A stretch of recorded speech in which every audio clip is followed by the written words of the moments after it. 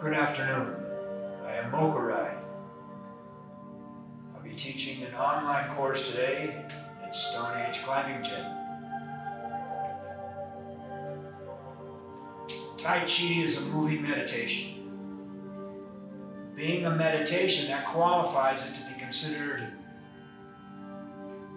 for the ultimate goal of meditation, which is enlightenment.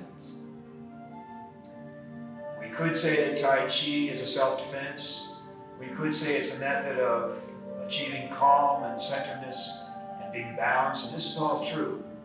But the ultimate reason for practicing Tai Chi is to bring about an end to suffering, an end of illusion. Not only does it present us with an ability to resolve conflict, but it helps us to enter into a mystical state of superconsciousness. What I'll be doing today is I'll show some of the form, and then I will show some of the applications.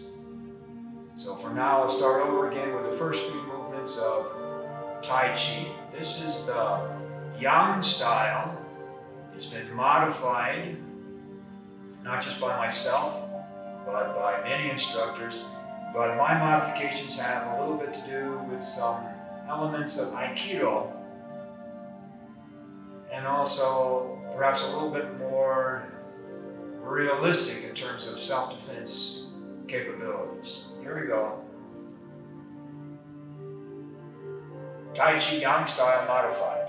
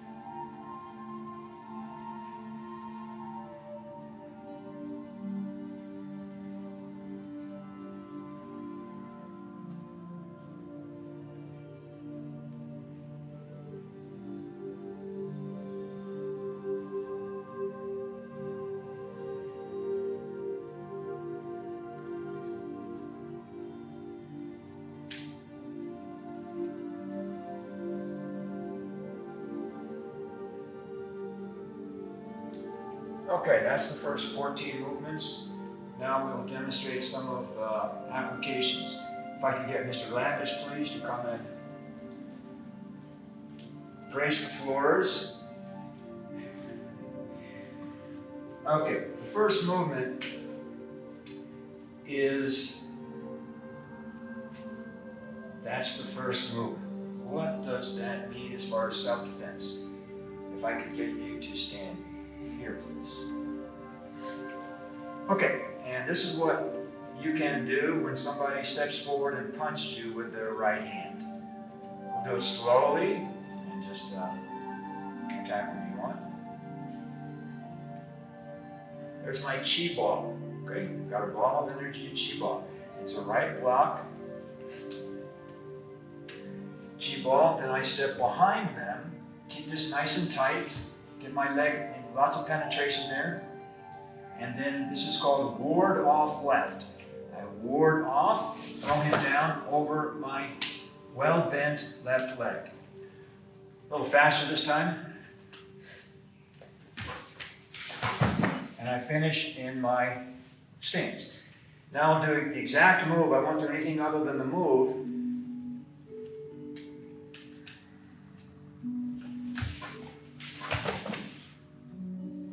Great. Ward off left. And now we will take a short break. I want to tell a little story from ancient China that helps to bring out some of the Tai Chi themes. I will sit down comfortably,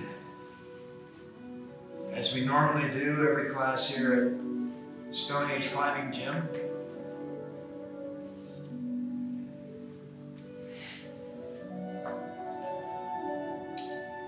This story comes from ancient China, and it has to do with a certain prince who is sitting on a patio outside of the imperial palace. And the imperial wagon maker who was employed by the emperor was outside of his shop making wheels for wagons. And he looked over at the prince who was on the patio outside the palace. The prince was reading a book. Now, in ancient China, you may know, they had very rigid rules of social etiquette, and it was unheard of for someone to approach the prince unasked. And even if they came in by invitation, they had to go through all kinds of ritualistic bowings and methods for showing obeisance. But Wheelwright, the maker of wagon wheels, was very bold, and he saw the prince on the patio reading the book, and he walked from his workstation over to the patio and said, "Dear Prince, sire, what is it that you are reading?" The prince was very annoyed if someone would approach him like that, but he still condescended or deigned to respond. He said, "I'm reading the ancient classics from the masters, the philosophies of those that were enlightened." The wheelwright said, "No, I beg to differ. You are only reading the dirt that they left behind." The prince was very annoyed at this, and he said, "You must explain well, or else you will die."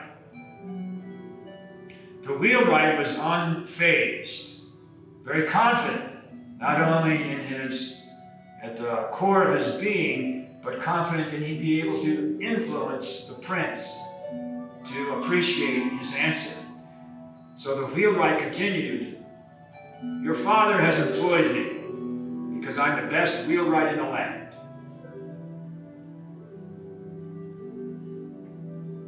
If I am not careful when I construct the wheels, if I make them too hard, they will be brittle and they will break. If I make them too soft, then they will fall to pieces." How to get this balance between tension and relaxation, how to get that perfect ratio, is a mystery. I cannot even teach it to my own son, this correct proportion of hard and soft. If I cannot teach it to my own son, how much less can those ancient masters have conveyed their wisdom in mere words? That's why I say, you are only reading the dirt they left behind. The prince was impressed and satisfied, and actually asked to become the student of this masterful wheelwright. So what is the story an allegory of? It has to do with the basis of Tai Chi, which is yin and yang. the correct ratio, the correct interaction between yin and yang. Of course, you've heard of yin and yang, male and female, day and night, fire and water, hard and soft. But I'd like to introduce a way of thinking of yin-yang that perhaps doesn't get talked about too much. And for our purposes in Tai Chi, it's very important. Think of yang, the masculine principle, as being filled with purpose. Yin, the feminine principle, more yielding, more soft, has to do with indifference. When we combine the two, yin and yang, purpose and indifference, when we combine the two correctly, then we can achieve the mystical state, and we are well on our way toward enlightenment. But that correct application of yin and yang is very rarely achieved. In fact, more often than not, it is butchered when the correct interaction of yin and yang, or male and female, light and dark, hard and soft, summer and winter, when the correct interaction is not embarked upon, then we have health problems, mental problems, governmental problems. All kind of problems arise out of not having correct interaction of yin and yang. So in Tai Chi, we want to have great intent, great purpose, but also great indifference. We're not consumed with caring about the consequences of our actions. A clean action is something that we do with great purpose, but without seeking reward. And this is a formula for success in all human endeavors. When we act quite powerfully and quite nobly without asking for reward. Let us continue now with more of the form.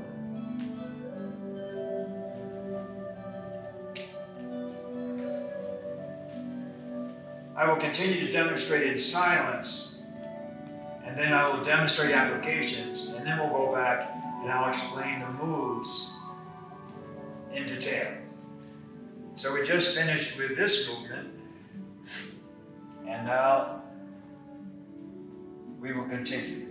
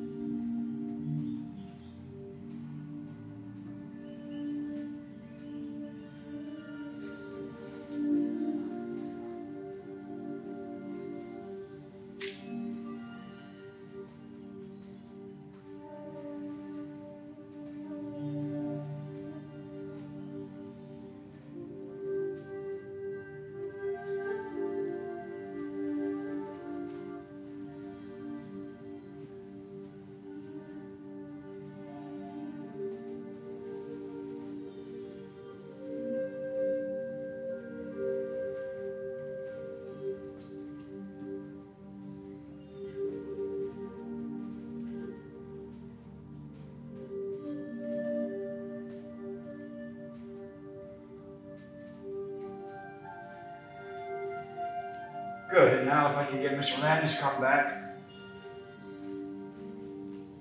Hopefully he's not too sore from being thrown before and can continue. But he's a black belt, well trained, very advanced. Even if he was sore, he wouldn't show us. Now this will be double strangle. You can attack anytime, slow feet.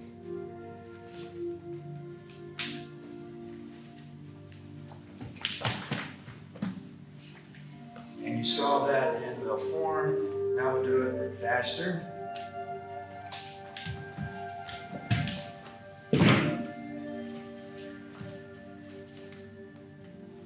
And what that is when he punches, this is called rainbow left. And the form, this looks like a chi ball, and application has it here. Then I take 2 steps here. This is called the devil's triangle. If I connect my elbow with the shoulder, his elbow with my shoulder, and here, I keep his hands close to his ear, then I can dislocate his shoulder when I pull down. And I do this by putting my right knee on the ground.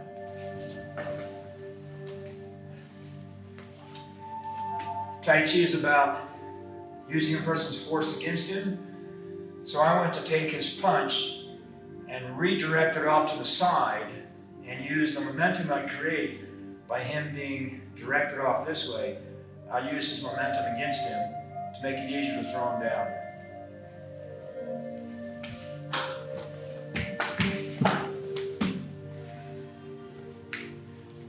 Okay, another technique. First of all, that movement is called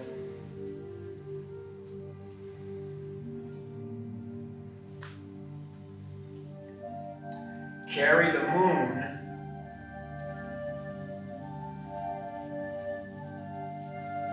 to the sea. Carry the moon to the sea. Next movement is called play guitar. It looks like this in the form. The hands are like this, and then we have a motion like that.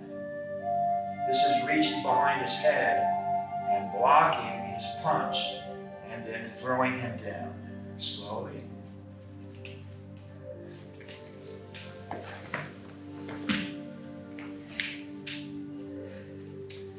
Once again, I want to use his force against him, and I have to make sure that I time it correctly so that I start to throw him down while he is in movement. That way I can use his motion against him. So if I get there late, he can tighten up. It'll be like trying to throw down a large, well-supported statue. So I don't want that. I want to catch him in movement. Faster.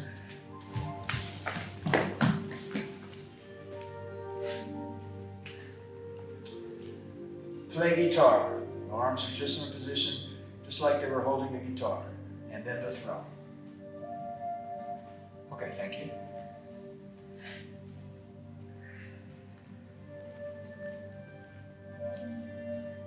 Continuing with the form. So we just did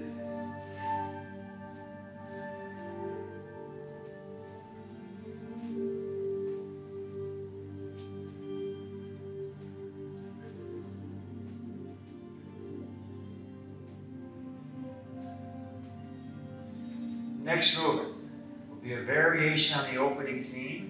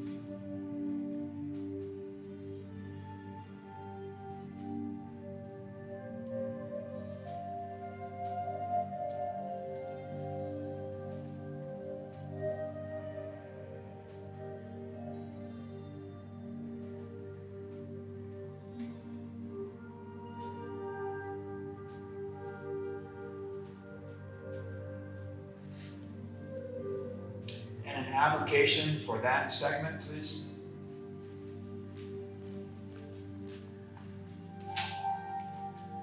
Okay, if you'll stand over. over here, Mr. Landis.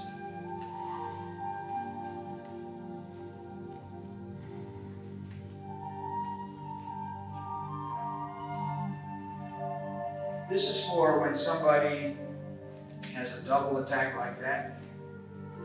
In the form, it looks like this.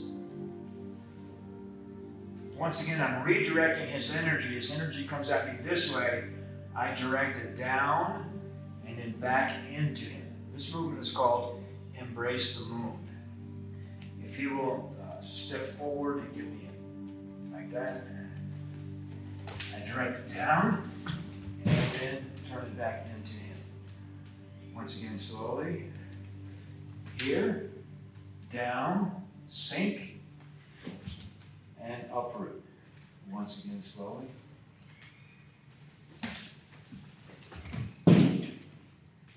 Embrace moon and push. Thank you. Okay, now I'd like to go back and look at the first 7 moves with detailed explanation on how to perform it. So we have begin Tai Chi. There's a great deal of breath control to be used throughout the form. First, I'll go over it and tell you when to breathe, inhale, and exhale. So we have exhale for begin Tai Chi. Inhale. Always hold the breath a little bit. And exhale. Inhale, shift the weight to the left leg. Turn the right toe to the corner. The chi ball. Hold breath. And breathe out. Ward off left. Breathe in. Chi ball with the left hand high. Always hold the breath just a couple seconds. Breathe out. Notice how I pivot the back foot. Breathe in. Breathe out. Notice how I pivot the back foot. Embrace the moon.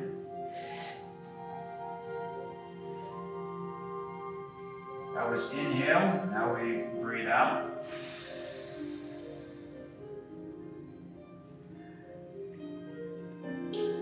Okay, I'll do it again. Add more details, not the breathing so much. So as you can see, the feet are shoulder width apart, the back should be straight. Breathe out and sink, a sign of humility.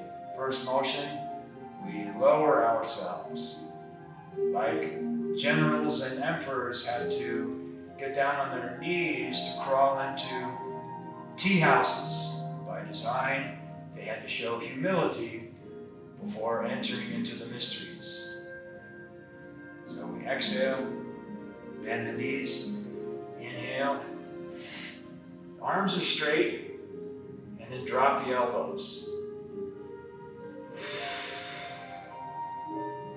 Shift the weight to the left, turn the right toe to the corner.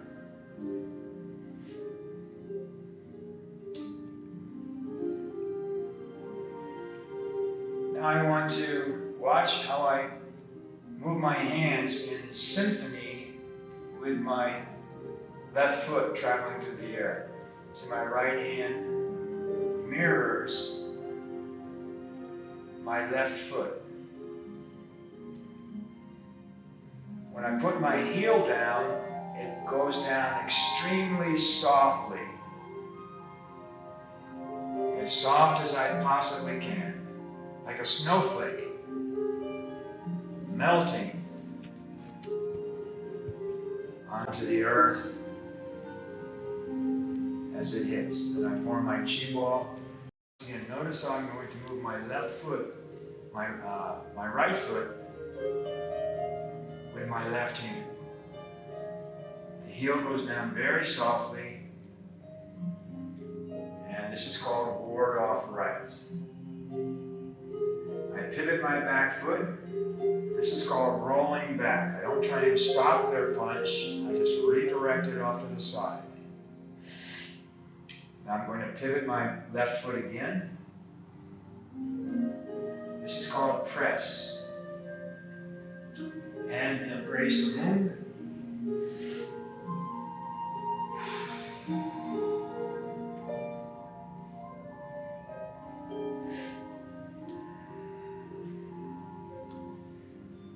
When we put our foot down very softly, it means we are engaging in higher levels of self-control.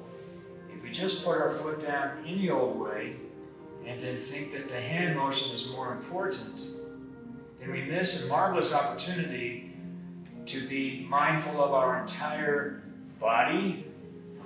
When we're mindful of our entire body, then we're also have a greater chance, a greater opportunity for mindfulness of our whole thought process, of our whole level of consciousness. So training the body can help you ultimately to train the mind and spirit. So the foot goes down very softly, as soft as we can, higher levels of self-control and patience. Okay. Next 7 movements. We just did the push. Now this is called boat floats down river. I shifted the weight to the left. I pivot on my right heel as I deliver an elbow strike with my left elbow. And then this is called cat stance. Then I shift to a shorter cat stance as I deliver the right elbow. Then I shift to what's called front stance. This is called heaven and earth position. The weight's on the right foot. Now as I shift the weight to the left foot, I deliver 2 strikes. A palm strike and a wrist strike. It's called a bow wrist. Hands meet at the right thigh. I block with my shin as well as my forearm as I move to the play guitar position. My right toe is up in the air. I'm going to pivot on my right heel as I shift the weight to my right foot and throw. Just did the push, boat floats down river. Left elbow, right elbow. This is called heaven and earth position. This is called single whip. Hands meet at the right thigh. Blocking with the shin as well as the forearm. Play guitar position. And throw. And you've already seen the application for some of those movements.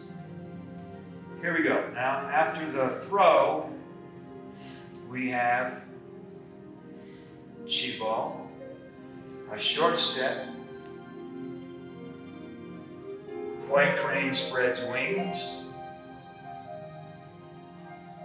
elbow in, palm up, down, into the ribs, defend the face, brush the knee, and push.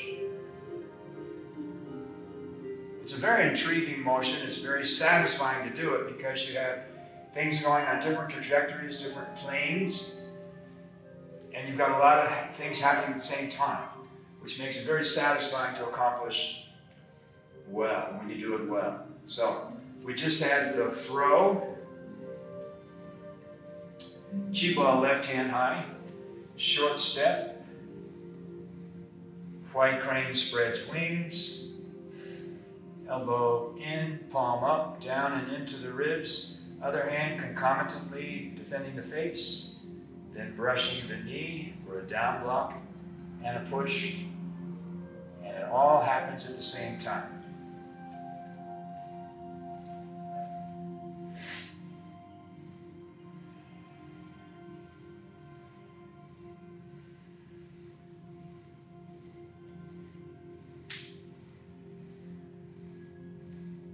Then we have the next motion, which we already went over. Carry the moon to the sea.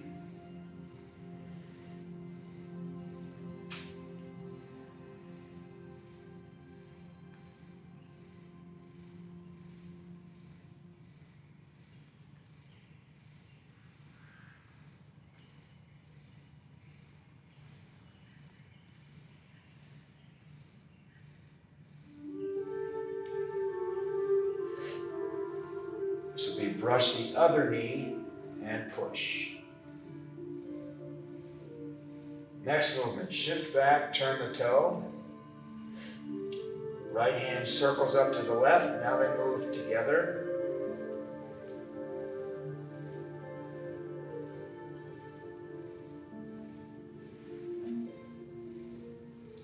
Parry with the left forearm and left shin. And then punch, covering the rib.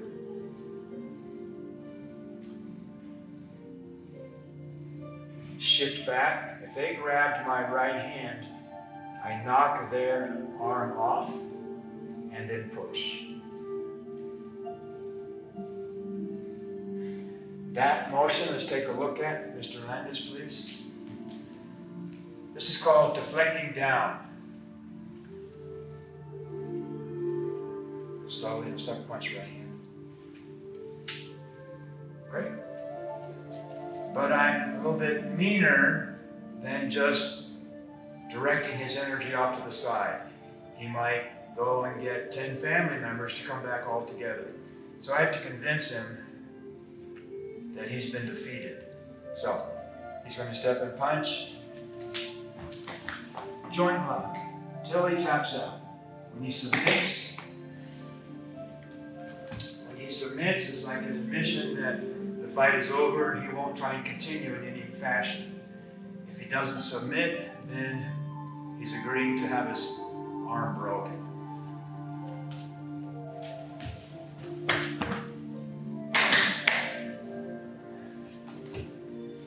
Thank you. So what that motion was, thank you. And in the form, the weight's on the right foot. And we just did a brush knee and push. We shift back, yielding back, and then we circle and trap his arm. Turn the toe. Then we start the descent. We send his energy down. At the end, we continue pushing down with the left hand. Then we pick up with the right hand. And that's what provides the tension on his elbow. So we just did brush, knee, and push. Here's the movement in the form.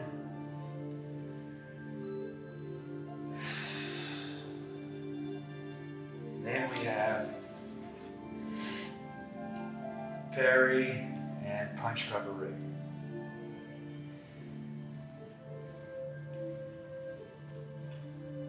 I think that'll be good for today.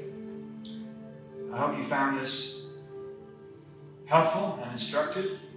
Perhaps you can leave some comments on how you think I could make it more effective in transmitting this knowledge to you. Thank you for your attention, and God bless, and see you soon at Stone Age Climbing Gym.